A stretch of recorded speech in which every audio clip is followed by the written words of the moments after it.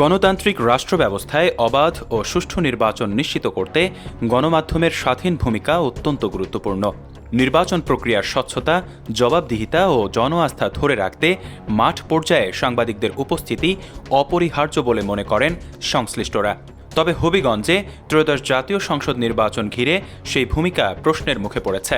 কারণ সমকাল, দৈনিক বাংলা, জনকণ্ঠ, অগ্রযাত্রা প্রতিদিন, কালবেলা, আমাদের সময়, দেশ রূপান্তর, বাংলাদেশ সমাচার, এশিয়ান টেলিভিশন, মাই টিভি, এনপিবি সহ প্রথম সারির জাতীয় ও আঞ্চলিক গণমাধ্যমের অনেক সাংবাদিক নির্বাচনী কার্ড না পাওয়ার অভিযোগ করেছেন। জেলা প্রশাসন সূত্রে জানা যায়, হবিগঞ্জের ৯টি উপজেলা ও সদর মিলিয়ে ৫০০-এর বেশি সাংবাদিক নির্বাচন পর্যবেক্ষণের জন্য আবেদন করেন। এর মধ্যে মাত্র ২৬৯ জন অনুমতি পেলেও ২৩১ জন বাদ পড়েছেন। বঞ্চিতদের দাবি, অন্তত ২০০ জন সাংবাদিককে কোনো স্পষ্ট কারণ ছাড়াই বাতিল করা হয়েছে। সাংবাদিকদের অভিযোগ, প্রকৃত ও অভিজ্ঞ গণমাধ্যম কর্মীদের বাদ দিয়ে কিছু অপ্রতিষ্ঠিত অনলাইন ভিত্তিক মাধ্যমকে অনুমতি দেওয়া হয়েছে, যা নির্বাচন পর্যবেক্ষণের নিরপেক্ষতা নিয়ে প্রশ্ন তুলছে। বিষয়টি নিয়ে ক্ষুব্ধ সাংবাদিকরা জেলা রিটার্নিং কর্মকর্তা ও জেলা প্রশাসক আবু হাসনাত মোহাম্মদ আরিফিন এবং অতিরিক্ত জেলা প্রশাসক মোহাম্মদ মইনুল হকের সঙ্গে সাক্ষাৎ করে পুনর্বিবেচনার দাবি জানান।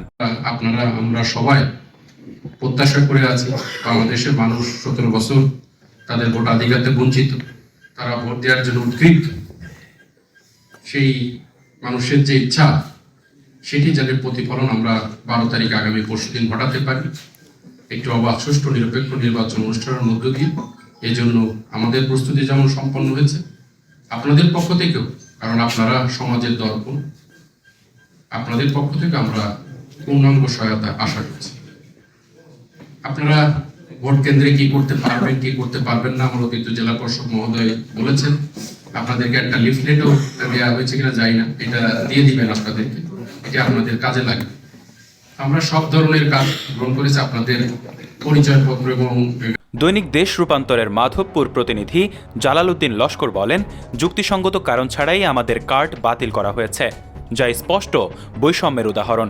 দৈনিক অগ্রযাত্রা প্রতিদিনের প্রতিনিধি ফোরকান উদ্দিন রোমান বলেন, সাংবাদিকদের প্রবেশাধিকার সীমিত করা হলে নির্বাচন নিয়ে স্বচ্ছতা প্রশ্নবিদ্ধ হবে। পাওয়ার জন্য যাবতীয় যে প্রয়োজনীয় কাগজপত্র দিয়েছি আপনাদের সঙ্গে, কিন্তু আজকে না পাওয়ার বিস্মিত হয়েছি। এখন আবার বলছে যে আবার চেক করে দেখবে আগামীকাল আসতে হবে। এই যে আসা দেওয়া হাঙ্গে করবো না, এখানে কেউ পাবে কেউ পাবে না, তা হবে না, তা হবে না। আমার বক্তব্য হচ্ছে এটা। ৩-৪ বছর ধরে আমি নিউজ করতেছি, কিন্তু গত ১ মাস আগে যারা কার্ডধারী সাংবাদিক হয়েছে কিন্তু তারা পাইতেছে, কিন্তু দুর্ভাগ্যবশত আমার কার্ডটা লিস্টের মধ্যে আসে না। অবশ্যই আমারও প্রতি বৈষম্য হয়েছে, নতুবা আমি তো না পাওয়ার কথা না। আমি দৈনিক আজকের বাংলার বাহুবল উপজেলা প্রতিনিধি হিসেবে কাজ করছি। আমি আবেদন জমা দিয়েছিলাম সাইকেল সহ, গাড়ি সহ আমি আবেদন জমা দিয়েছিলাম, কিন্তু আজকে শিল্পকলা একাডেমিতে এসে কার্ডটি পাইনি। আমি কেন পাইনি এটা এখন আমি জানি না। আমি প্রথমেই এই যে আজকে হবিগঞ্জ জেলা সাংবাদিক পর্যবেক্ষক কার্ড দেওয়া হয়েছে তীব্র নিন্দা জানাচ্ছি। কেন জানাচ্ছি? দেখা যাচ্ছে যে জীবনে যে পত্রিকার নাম শুনি নাই, এই পত্রিকাগুলোরও কার্ড বিতরণ হচ্ছে, কিন্তু বাংলাদেশের প্রথম সারির পত্রিকা দৈনিক কালবেলায় কাজ করে আমি কার্ড পাচ্ছি না, কি কারণে জানি না। পরিকল্পিতভাবে বঞ্চিত করা হচ্ছে আমার মনে হচ্ছে।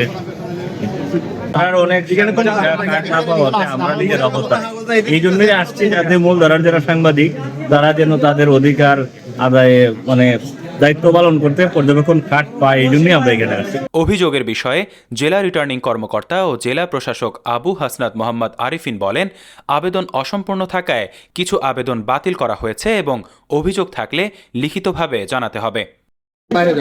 বাইরে গিয়ে লিখে আমার কাছে দিয়ে যান। এটা হাউ কাউ করার কিছু নাই, নামগুলো লিখে আমার কাছে দিয়ে যান, আমি আবার যাচাই করে দেখবো। না আসতে পারলে বাদ দেন।